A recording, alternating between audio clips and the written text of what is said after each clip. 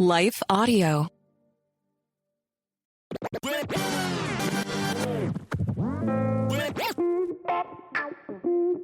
So welcome to our new God's Love for the Unlovable and Gospel Rant series and format, Vagabond Diaries. Great feedback. Keep it coming and pass it on.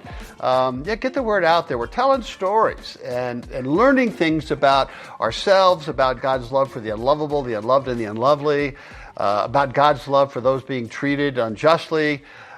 So much, and hopefully we're getting new dialogue going. We're seeing the stories and the people in the Bible differently, and we're hearing Jesus differently too, right? Same Holy Spirit wrote both of them. Today's Vagabond Diaries is another excerpt from my recently published book for women, particularly, men too, women's groups, book clubs, and so forth. It's Dance Daughters of the Most High, Book 2. Great feedback about book number 1. There'll be a third coming out sometime this year. As you may have heard, right, it looks at 7 largely underappreciated, misunderstood, and overlooked women in the Old Testament whose voices should be heard. And we see them clearly, I think. You'll see what I mean. So this particular lady fits in those categories. Rebekah, right? It's not like we haven't heard about her, but have we really? The etymology of her name is complex. Some suggest the root is Semitic, to mean to tie fast or to secure. Maybe she was a precocious child who wouldn't stop running around the camp, and maybe they used some constraints, like a child harness. I don't know. Others suppose her name suggests her beauty easily ensnares men. Yeah, could be. Your guess is as good as mine and most of the experts. Today, it's one of the most common names among Jewish families, mainly due to her and her fame. But does she deserve such positive PR? We're going to leave for you to decide. Rebekah was the second of 4 honored matriarchs of ancient Judaism. There were Sarah, Rebekah, Rachel, and Leah. So why is she included in this book on overlooked women? She's hardly been overlooked. Few women are more recognizable by any Christian than Rebekah. Most of us have heard about the romantic courtship and the marriage to Isaac, an ancient Hallmark movie. It's the longest chapter in Genesis.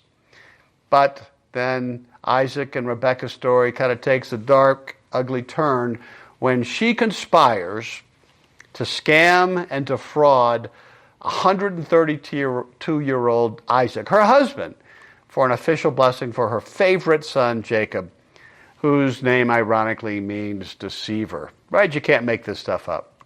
For that reason, many modern Christians hesitate to honor her and the part she plays in the story of God's redemption of Israel. They argue that God agrees with them and even punishes her for her unrighteous actions. They point to 2 things. First, Rebekah never saw her favorite son Jacob again after the scam, the con, and because the conspiracy, his brother Esau threatened to kill him, so Jacob fled to a distant family. And second, and this is a bit obscure, but in the weeds, but it's interesting, when the first matriarch, Isaac's mother, Sarah, died, she was honored by an ancient obituary, Genesis 23:2.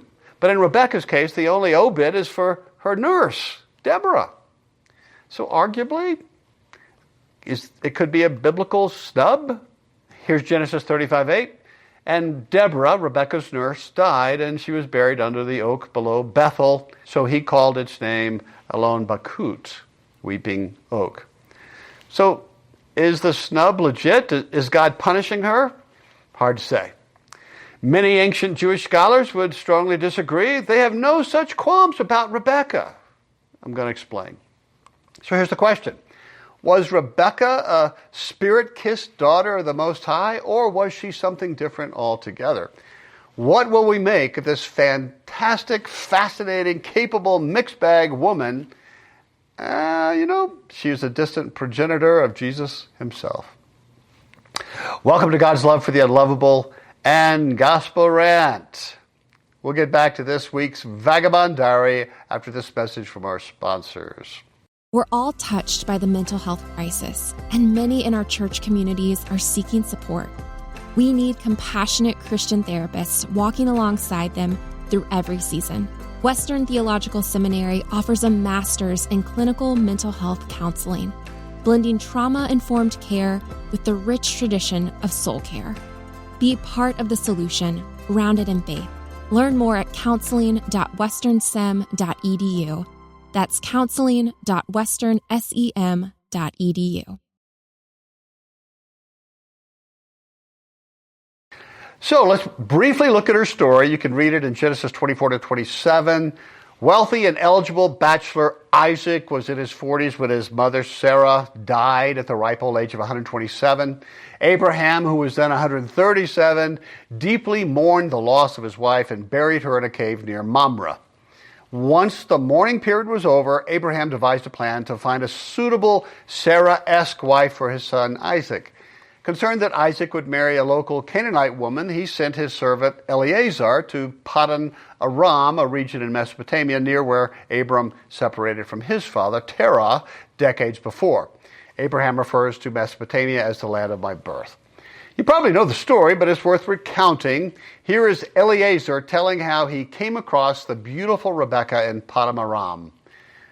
When I came to the spring today, I said, O Lord, God of my master Abraham, if you will, please grant success to the journey on which I have come. See, I'm standing beside this spring. If a maiden comes out to draw water and I say to her, please, let me drink a little water from your jar, and if she says to me, drink, and I'll draw water for your camels too, let her be the one the Lord has chosen for my master's son.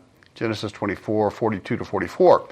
Well, no sooner had he prayed when a beautiful 15-year-old girl who happened to be Isaac's second cousin joined him at the well and fulfilled every aspect of his prayer to the last detail.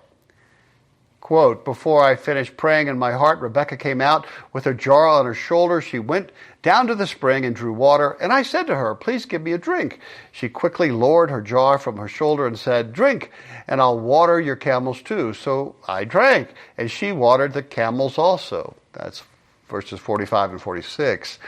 Well, before we get to the messy parts of the story, a few words about the birth of her twin boys. Like Sarah before her, she was barren and had to suffer with that shame for 2 decades before Isaac inquired of Yahweh, and she finally gave birth. Even then, she suffered from an arduous labor. Remember, this was an era when there was no antibiotics or emergency rooms or special care facilities. The fact that she survived speaks to Rebekah's strength and fortitude. And here's the count, along with an important prophecy to her from God, so listen carefully. The babies jostled each other within her, and so she said, why is this happening to me? So she went to inquire of the Lord. The Lord said to her, 2 nations are in your womb, and 2 peoples from within you will be separated. One people will be stronger than the other, and the other will serve the younger. When the time came for her to give birth, there were twin boys in her womb. The first to come out was red, and his whole body was like a hairy garment. So they named him Esau. After this, his brother came out with his hand grasping Esau's heel, so he was named Jacob. Isaac was 60 years old when Rebekah gave birth to them. That's verse 22 to 26. The portrait of Rebekah, at least in the early years, was that of a remarkable woman. Even during her first meeting with Eliezer, she proved strong and compassionate to strangers. She easily passed the so-called camel test. I find it interesting. She had a say in her betrothal, verse 58 of chapter 24. Later, Hebrew law would legislate that getting the bride's approval was unnecessary. I mean, it may have happened, but we have no actual examples. But here in Haran, this capable woman, still a teenager, was allowed to control her future. It's impressive. I love how the Jewish Women's Archive puts it. They suggest that Rebekah was far more prominent than the typical woman of her day. Quote, Rebekah is far more dynamic and proactive than Isaac, for whom no independent episode is reported. The very fact that the verb to go is used of Rebekah 7 times, a number used in the Bible for emphasis, in the courtship narrative, it highlights her active character. In addition, Rebekah's behavior in Genesis 24 is depicted by a series of action verbs. She runs, she draws water, she fills jars, she rides a camel, and that contributes to a sense of her individuality and vitality in contrast to Isaac's passivity.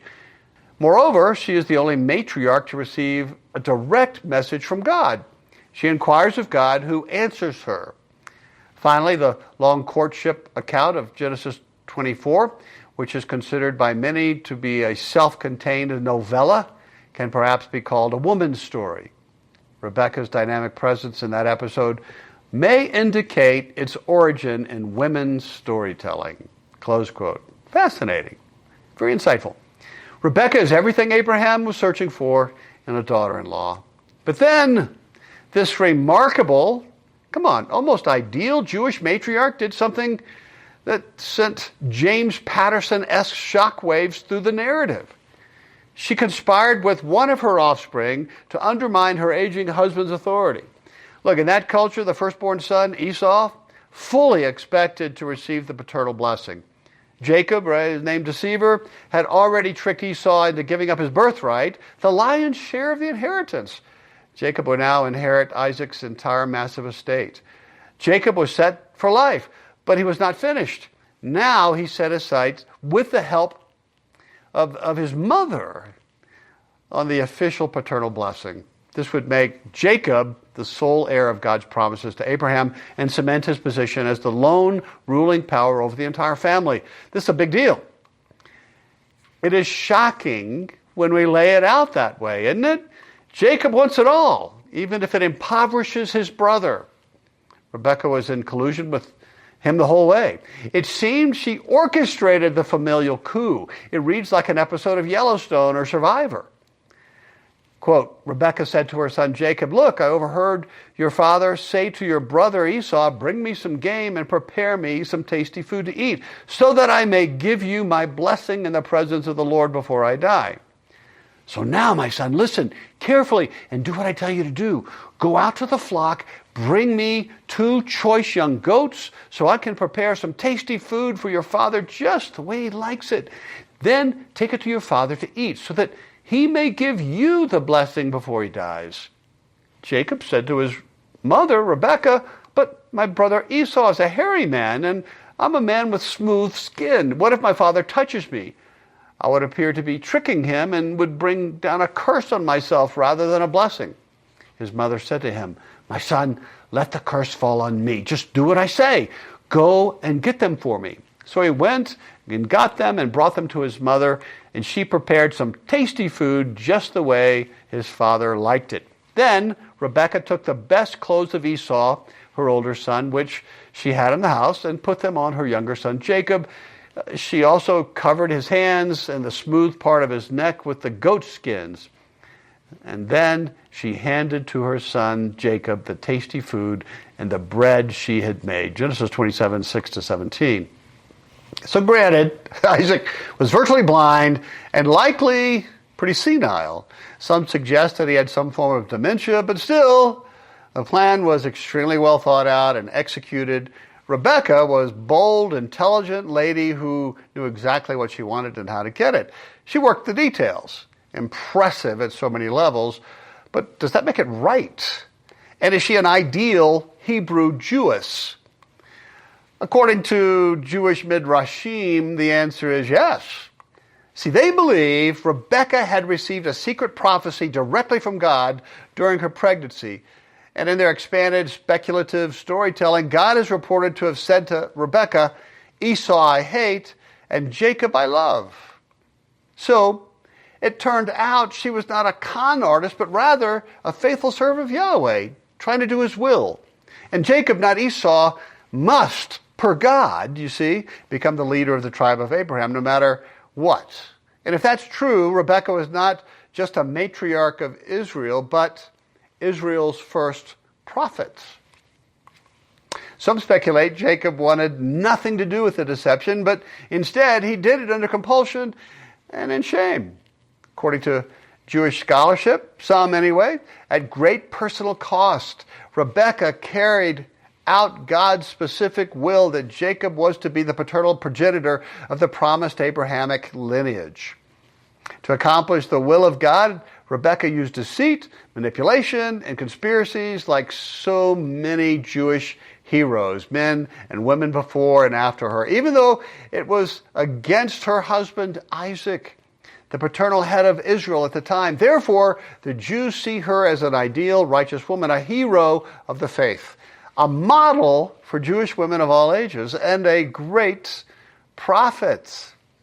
Well, perhaps this is what Paul means when he writes, and not only this, but when Rebekah also had conceived by one man, even by our father Isaac, for the children not yet being born, nor having done any good or evil, that the purpose of God according to the election might stand, not of works, but of him who calls. It was said to her, the older shall serve the younger.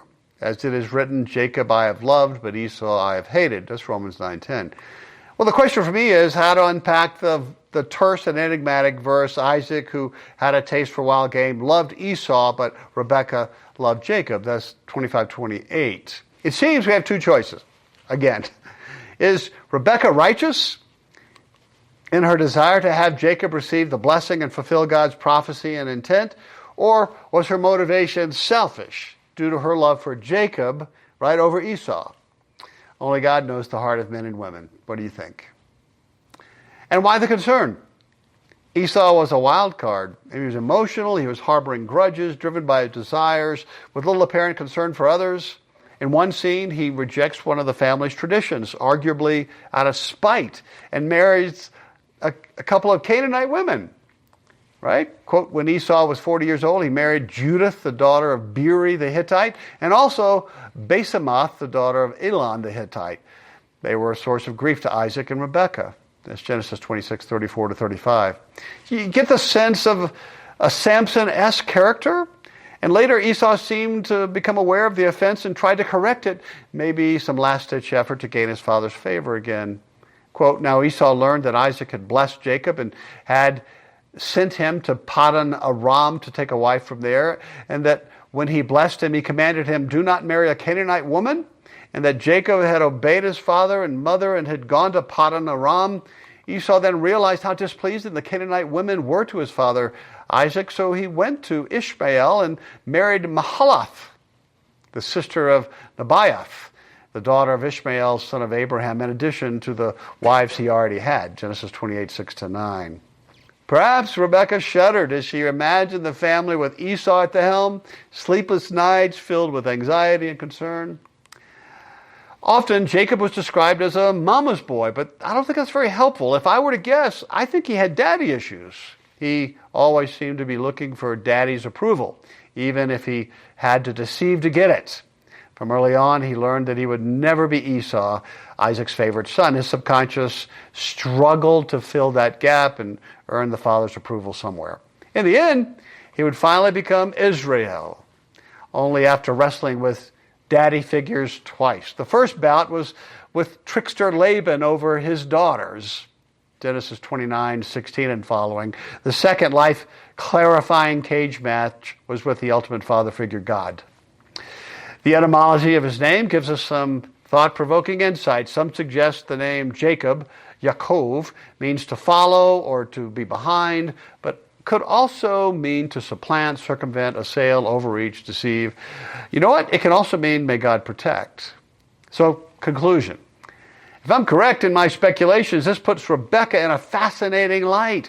Her God-ordained quest was to utilize her natural wisdom, foresight, and capability to accomplish God's ultimate goal, that the unlikely and unlikable Jacob, not Esau, would become the titular head of the family of Abraham.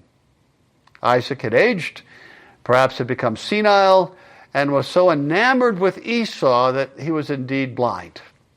Rebekah, driven by her loyalty to the greater tribe, did what needed to be done. You can see it, right? To head off what she thought would be a disaster. Whether a specific command of God ignited it, I can't say.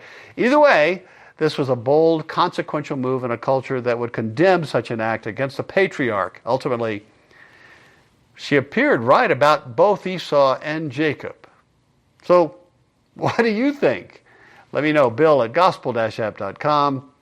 I enjoyed the provocative conclusion of the story from the Jewish Women's Archive. Quote, because of the centrality of Rebekah in contrast to Isaac, the ancestral sequence might more accurately be called Abraham, Rebekah, and Jacob.